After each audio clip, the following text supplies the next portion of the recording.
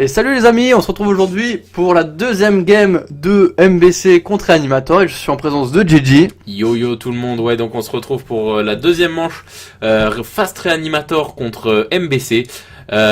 Donc c'est encore une fois, on le rappelle, un BO3 qui a eu lieu en Leyline of Sanctity qui est posé instantanément. Je me dépêche. Donc c'est encore une fois une rencontre qui s'est passée à Magic Corp. On les remercie encore une fois de nous laisser filmer.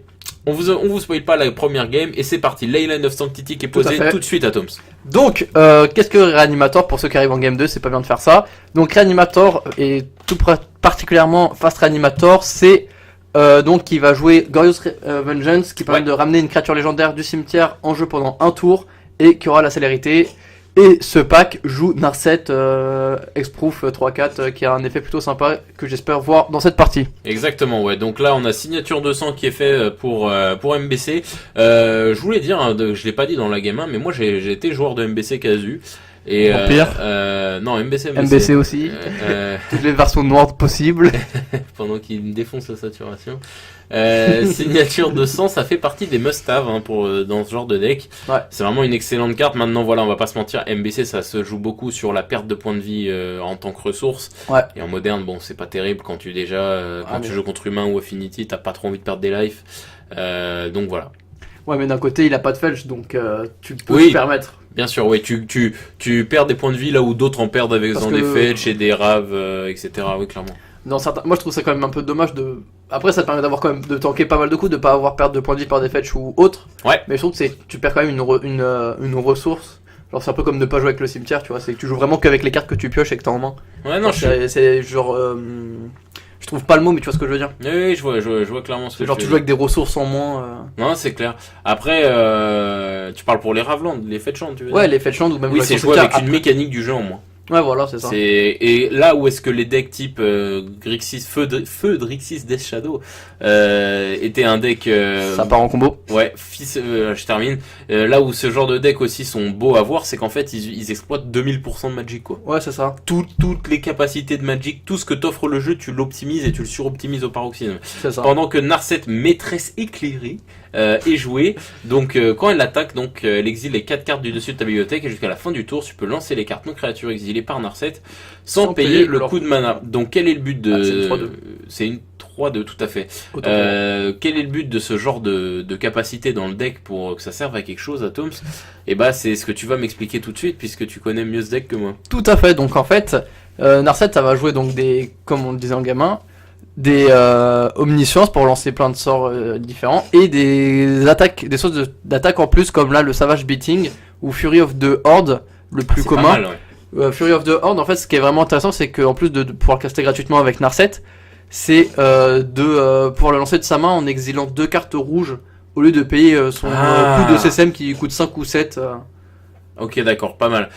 Du coup, en fait, ce qui est encore d'autant plus lourd, c'est que rajouter des phases de sauce en plus de mettre des dégâts supplémentaires, hein, ça réactive l'effet de Narset. Tout à fait. Donc, tu peux re-alimenter Narset. En plus de ça, le joueur en face est totalement tapé. Et le fameux Fury of the Horde Fury of the Horde, j'ai jamais vu cette carte de ma life.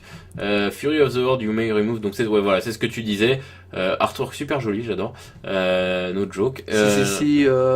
Et Sage. Si, c'est moi. Du coup, Narset réattaque. Donc là, il a déjà mis 9. Il va recommencer une phase de Narset. Réanimation délétère pour récupérer l'un des deux. Ouais, c'est ça. Il va récupérer sûrement Fury of the Horde pour le rejouer. Ouais. Donc, ça, il a des cartes de loot. Ou alors, c'est exiler les cartes de Narset? Ouais, ils sont exilés. Ok, d'accord, parce que sinon tu peux... Ah mais non, il a pas le mana de toute façon, mais tu pouvais peut-être réutiliser Glorious Vengeance et tu sais si c'était dans le cimetière animer des tons. Non, ils sont exilés. Mais non, ouais, clairement. Et puis de toute façon, là, le but c'est de mener à la victoire cet assaut, donc Fury of the Horde qui va sûrement être repris pour... alors il faut qu'il ait des cartes rouges à défausser pour réactiver son... Bien sûr. Après, comme je disais, il a des cartes de looting, ou même pour draw, c'est pas le problème qui manque. Question, tout ce qu'il exile là, il peut le rejouer. C'est jusqu'à la fin du tour qu'il peut les jouer. Donc là, il exile 20 cartes, il a les 20 cartes en toolbox. Tant qu'il a pas attaqué. Tant qu'il a pas fini le tour, ouais.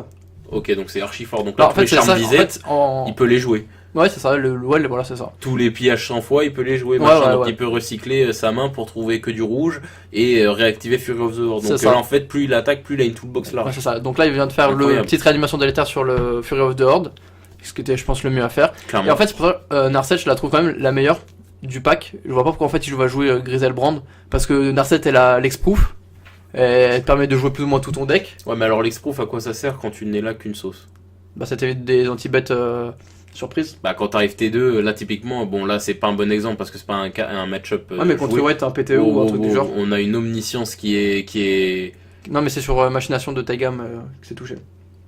Ne mettez l'une n'importe quelle de notre cimetière, mettez les autres au-dessus de la bibliothèque dans l'ordre de votre choix. Donc il veut réattaquer après avec pour avoir omniscience up. Ouais. Donc omniscience c'est n'importe quoi. C'est n'importe quoi là pour le coup, c'est omniscience et tu joues ce que tu veux gratuitement. D'accord, ok. Parce que du coup oui je terminais juste quand t'arrives T2 et que tu fais Glorious Vengeance, bon, il y a très peu de decks qui a une réponse à te proposer, ouais, même White hein. Bah, Ouais, typiquement, il a posé peut-être Serge Forascanta, il a peut-être posé. Ça m'étonnerait que. Non, mais il a peut-être fait un sérum, posé une célestiale, tu vois. Ouais, mais après, je pense à un White, bah là, il fait un petit looting. White, tu vois, qui sait qui joue contre deuxième Fury of the Horde, qui joue contre un deck combo comme bah là. Bah, pas forcément contre un set, mais contre un réanimateur Griselbrand. Il va jouer plus safe et garder un PTE en main. S'il l'a pas, il est un peu ken parce qu'il sait pas trop. Oui, bien sûr, ou PTE ou d'autres choses, hein, avec les cartes de board. Après, je suis d'accord, c'est juste que voilà, moi, le débat que t'as lancé, c'est Fury double Fury, il a gagné là, parce que du coup, il peut refaire deux sauces et du coup, tu tombes à 0. En plus, il y a une line omniscience. Hein. Non, voilà, ce que je voulais dire, c'est tu lances un débat, tu dis oui, Gisèle, ça sert à rien. C'est pas que ça sert à rien, c'est plus sensible au. Oui, mais Gisèle te fait draw 7. Il te draw 7 quoi qu'il arrive. Il est quand même, en fait, je dis ça parce qu'à l'époque où moi je suivais Watch Damage, je cite ça souvent, c'est les joueurs de Legacy, quand ils ont vu Gisèle arriver, ils ont tous été à l'unanimité, ils ont dit voilà, quand une carte de façon te dit draw 7, tu te penches un minimum sur comment la faire fonctionner. C'est ça, c'est ça. Avant de dire non c'est de la merde, tu te poses la question. Et les mecs qui jouaient Reanimator, Show and Sneak, etc., Sneak and Show, pardon, etc., ils ont tous adopté Gisèle. Je sais pas si c'est encore d'actualité, mais en tout cas voilà, Gisèle, et pourtant il y en a des tons dans le Legacy, c'est pas l'embarras du choix qui manque. Maintenant je crois qu'ils jouent les Chancellor of the Annex, etc. Bref, je m'égare, mais ce que je disais c'est que Gisèle a vraiment une capacité, voilà, de te renflouer ta main, de repartir, de regagner un élan, et gratuitement en fait. Et draw 7 gratuitement. Et même de toute façon, même s'il prend un anti-bet, bah tu peux en réponse draw 7, 14. Voilà, alors ce qui en plus, voilà exactement là où ce que tu dis, ce qui est bien aussi, c'est que tu peux draw plus, tu peux draw même 14. Ouais. Souvent c'est ce qu'ils font, c'est t'en as un gratuit draw 7, et puis allez vas-y je peux me péter de 7, et je redraw 7, ça me fait une paluche de monstres, j'ai le temps, je peux défausser les choses qui me servent à rien, des fois peut-être même des tons, et refaire une Goryo le tour d'après, je garde une main à 7 parfaite, et voilà. Même j'ai vu un deck réanimateur pareil dans le même style là avec Fury of the Horde, mais sauf que au lieu de jouer Noir 7 tu joues bah du coup Griselbrand. Ouais, et en fait le but c'est d'attaquer. Ouais mais en fait c'est bien parce que aussi avec Griselbrand, c'est tu peux attaquer à 7, faire choper la Fury of the Horde en draw 14. Ah oui, et recommencer. Du coup draw à chaque fois aussi, ça marche aussi. Ouais. C'est juste qu'il est moins safe, tu cognes plus fort mais t'es moins protégé. T'es moins protégé. Oui, mais ça c'est évident, t'es moins protégé. En tout cas super intéressant, moi je voulais quand je voulais faire du Legacy, si moi un jour je fais du Legacy, c'est pour jouer Reanimator. Ouais. C'est le deck qui m'intéresse le plus. Reanimator ou rien quoi. Ouais, Reanimator ou R. Et du coup, ça me fait vachement plaisir de voir. Bon, il faut pas qu'on se mente, il joue contre un deck lotière, mais sans jugement de valeur, mais c'est une réalité. C'est ça.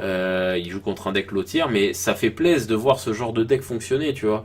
Ça fait plaisir. Alors ça se voit que c'est un deck qui fonctionnera jamais à haut niveau. Enfin, qui fonctionne, il perf. Attention, face réanimateur, ça fait des perfs. Mais je veux dire, ça ne fonctionnera jamais contre humain, ça ne fonctionnera jamais contre U-White, un tantinet un peu près. Après, s'il arrive à partir tour 2, franchement, humain, contre tour 2, il fait pas. Bah, T2, si t'as la game, si t'as gagné le toss, tu poses Midling Mage, tu dis Glorious Vengeance, allez, salut, au revoir. Ouais, game 2, ouais, mais game 1, tu t'y attends pas. Hein. Ouais, non, je suis d'accord. Et en plus, par contre, après, sa version a l'air de jouer quand même très peu de lands de ce que j'ai vu niveau galère. Après, on est qu'à la game 2, je juge peut-être un peu vite, mais là, il a eu un peu de mal, quand même, je trouve, niveau terrain. Ouais, c'est vrai, clairement.